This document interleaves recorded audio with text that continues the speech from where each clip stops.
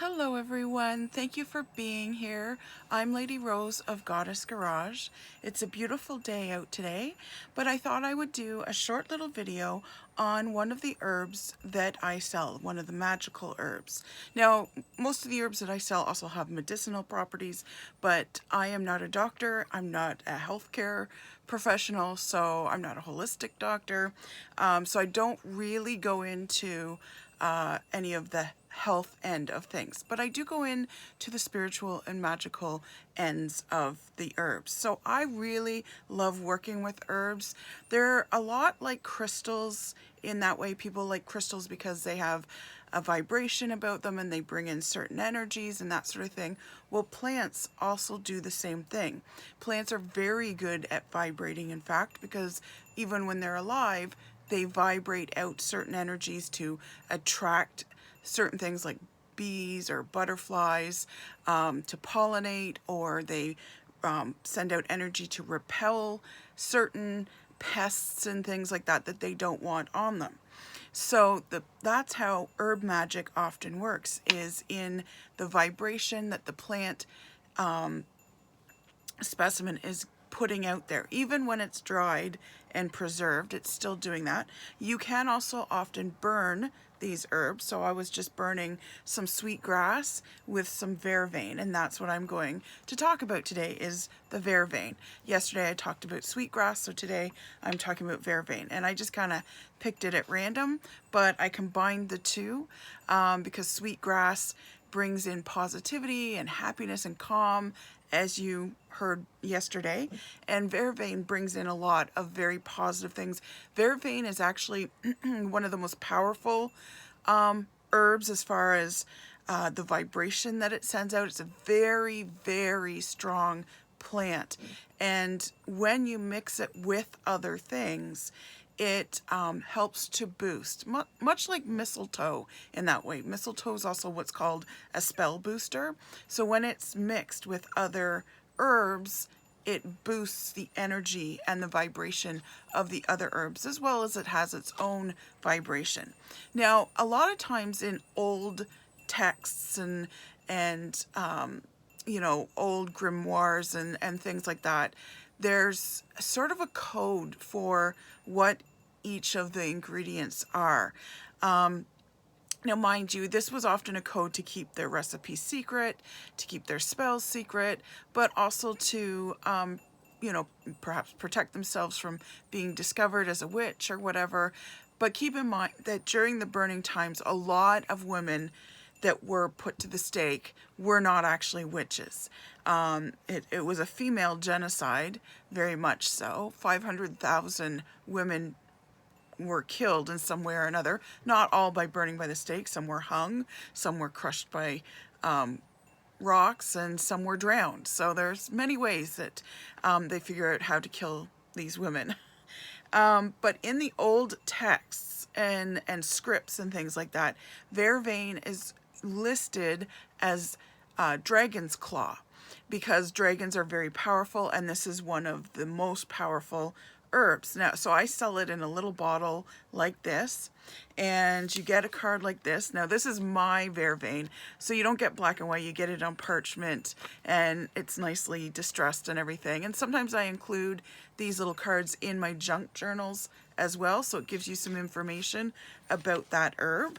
But this is just my black and white copy, because I keep vervain in my home cleansing exorcist box, because I do sometimes clear out spaces for people, or I often clear decks, tarot decks and things like that, that are angry, that just a couple of nights under the moon is just not going to take care of it. But like I said, this is called Devil's Claw. That's the code name for it. It's also known as a few other things. I can't remember exactly which ones, but it's a very old herb, because it's been found in notes and writings from ancient Egypt, ancient Greeks and Romans. They often saw it as a big cure-all. It cured a lot of things. The name we call it today, vervain, is actually a Celtic word, and that Celtic word translates into getting rid of stones, or what is it? to drive away stones. Yes, that's what the phrase means of Vervain, and it's because it helps to get rid of kidney stones. So it drives away the stones. And if you've ever had a kidney stone, you know how painful it is. I've had one in my entire life. I didn't know what was happening, but it was like right up there with labor, and it was like, I'm going to die. It's like, thank God I didn't, but I don't want to ever go through that again. So yeah, so like I said, it's a medicinal cure-all from the ancient times. It's actually connected with Isis, the goddess, with Venus, the goddess as well, and with the great goddess, Mother of Earth. It's connected to life and death because it's also connected to the underworld and it has connections there.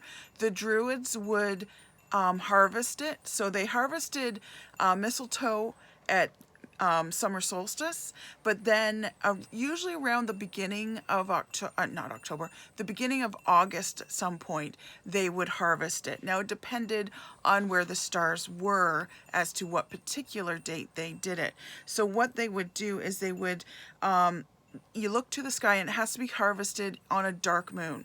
So their old texts would often say when the sun and the moon are no longer in the sky and the dog star shows up, that's when you harvest Vervain.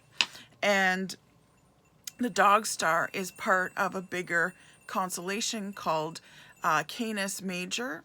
And it's funny because the dog star is also called Cyrus as well.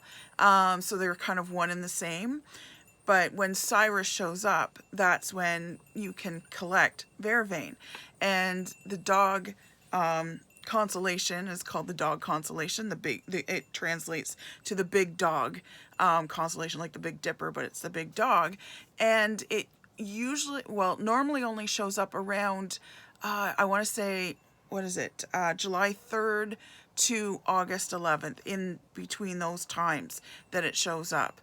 And it was usually around the beginning of August that the Druids could see it in the skies during a dark moon. The constellation is there on July 3rd, but it's not a dark moon yet. So they have to wait for the dark moon to come and then they can harvest it. So it's called the Dog Star, and it's part of the Canis Major constellation, which translates to the big dog. And it shows up we can only see it in the skies in the northern hemisphere during the hottest days of summer. And that's where the phrase, the dog days of summer, came from. Because when you see the dog star, you know it's going to be very hot until it goes away. And then after, usually around August 11th or so, it goes away and things start to cool down.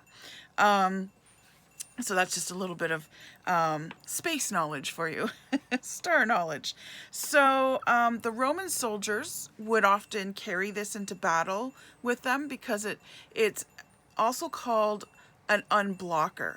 So it actually helped protect them because it's a very protective herb used in a lot of protection spells.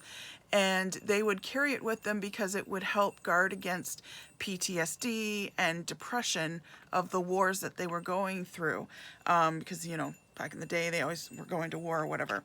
The Romans also used it to cleanse and purify their altars, to cleanse their homes. You put a little bit in a wash and you can wash your floors, your cupboards, or your walls or whatever with it.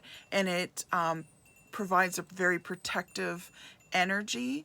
And there is a warding spell. I'll try and get it up on my Facebook page, Goddess Garage Tarot Parlor. I'll have it written out for you. But there's a warding spell where you can mix it with a bunch of other things, and then you put it in a little pouch and you hang it near your door, and it protects your home from any unwanted guests, any intruders, that sort of thing.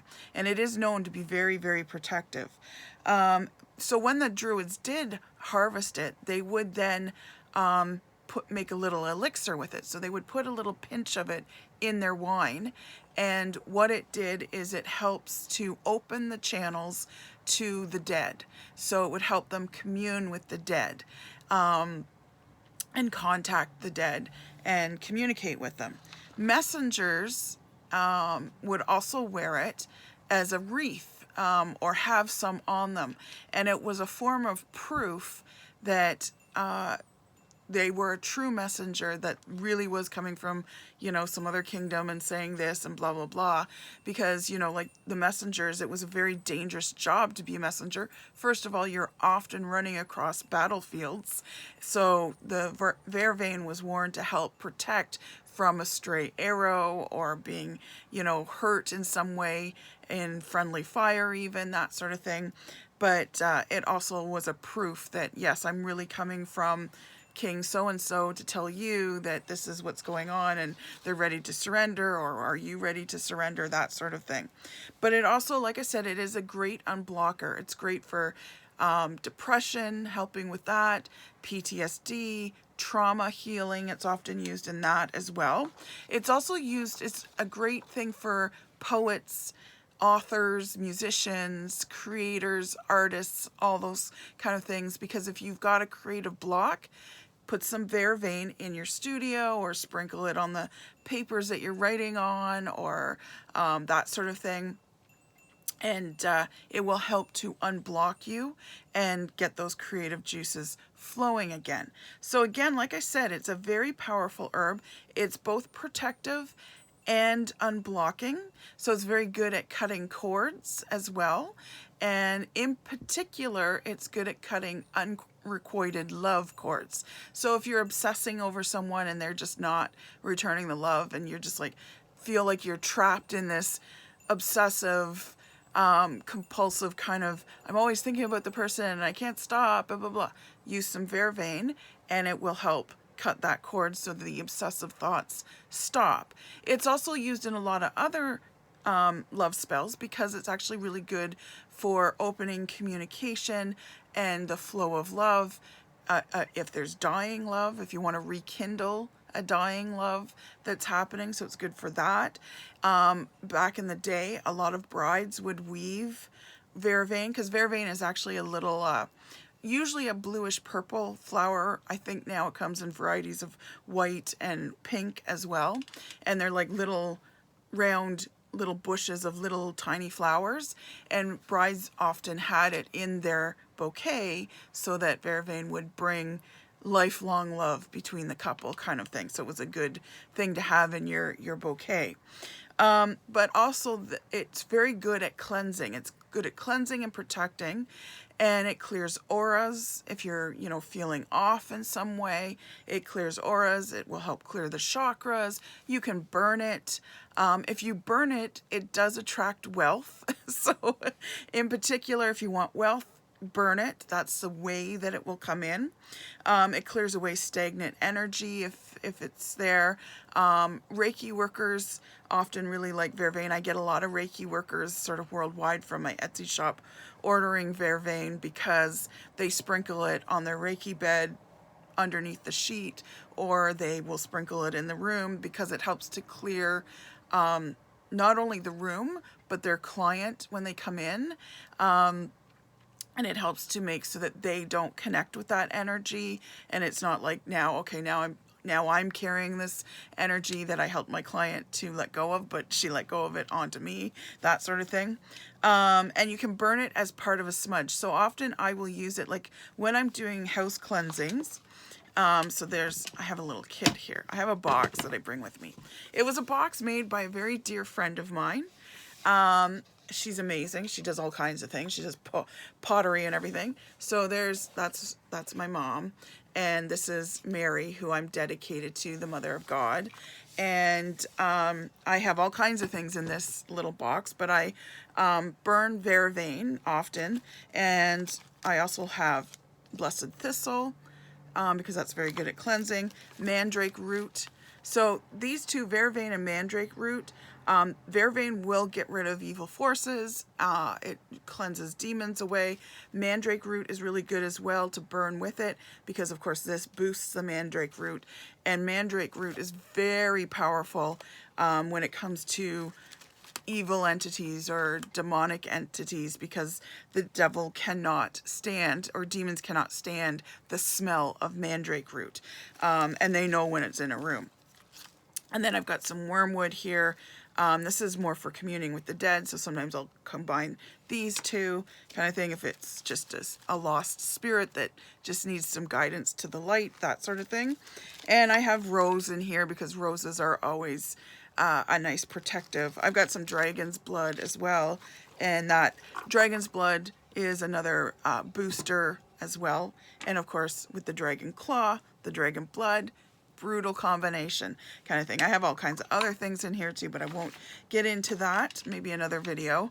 What else? Oh yes, it also, well, the legend is vampires don't like Vervain either. It doesn't kill vampires from the legend, it just weakens them. So if you happen to be around vampires, but even energy vampires, if you want to cut a cord with an energy vampire that's sucking the life out of you every time she calls you or messages you, then use some Vervain, burn it around an anointed candle, have a ritual bath with it, just sprinkle it around if you know that the call is coming in or whatever, or put it on your altar. It's really good to carry with you as well, so you can have some, you know, like just in the bottle or in a little bag, or, you know, just even sprinkled in, you know, a briefcase or a purse that you always take to work, because it helps to open lines of communication. So that's part of the reason it's really popular for love spells, but it's also really popular if you need to go to a meeting and you want to be heard, if you have a meeting with your boss and you're talking about the future of your job or raises or things like that. This is a great one to bring with you. Also, if you're doing a talk, if you're a speaker, and you're doing a talk and you want to have courage and you want to just have that confidence on stage, then Vervain is a great thing to have with you. And you don't have to do anything. You can just put it on you, like somewhere around you. You can sprinkle the papers that you're using to do your speech with, or you can put a little bit in your shoe. I was mentioning another one that I put in my shoe as well, sweetgrass yesterday. My shoe's full of herbs.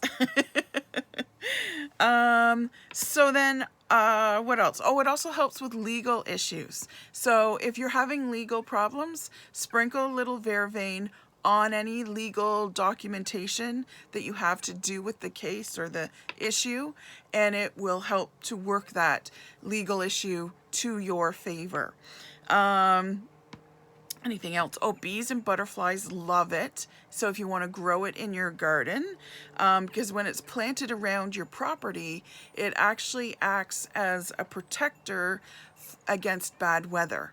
So, I mean, it doesn't mean there won't be a storm or a snowstorm or whatever, but, you know, a big tornado is not going to come through and take your home, or you're not going to have any tsunami come and flood you out, or you're not going to have dire kind of things. Like if your basement floods every spring, try planting some Vervain around your property and you probably won't get as much of a flood the next spring, kind of thing.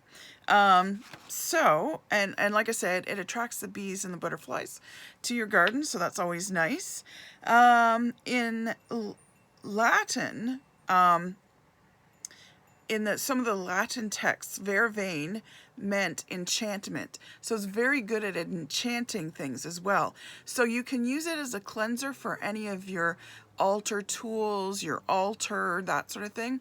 And when you do, you're also cleansing and enchanting your altar tools and your altar, your tarot cards, your crystals, that sort of thing.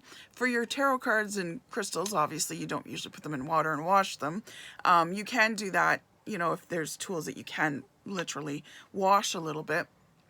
But with your cards and stuff, it's probably best to burn a little bit of it and put the cards through the smoke and that sort of thing. You can make like an herbal mixture, or you can also get some of my herbal mixtures. Go to my Etsy shop. I'll put the link down below, GoddessGarageCanada, and I have a lot of my herbs listed and my mixtures as well. And yeah, so, oh, it means enchantment in the secret language of flowers. So each of the flowers, there's a whole book about what each flower is about and the secret language that they speak. I don't know if you remember back in Victorian times, you know, like it was very important what rose you gave to the woman. Like if you gave yellow rose, it meant we just want to be friends, and so she knew not to expect a marriage proposal. If you gave a red rose, it meant I think I love you, and pink rose meant I want to marry you, or something like that. So roses, they very much spoke a secret language, but so do all flowers, and that's what vervain is. It's actually essentially a flower. And yeah, like I said, so if you burn it, it will attract wealth. So there's a little bit of history and knowledge about vervain, so you can add that to your books. I will try and get that spell up of a warding spell, which is a protective spell. Part of the mixture is using vervain, and if you want to use it in your own home, feel free to reach out to me if you need some, and hope you have a great day. Thanks so much for being here. Please subscribe if you haven't already, and please make a comment if you're doing the video of the day contest that's happening during June 2021. Okay, take care. Bye.